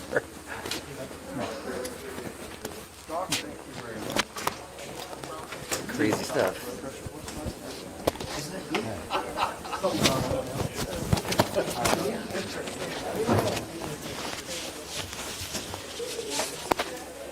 So we're all good?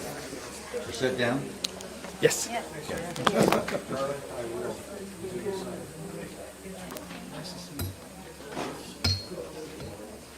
We'll see you. Thank you. Thank you very much.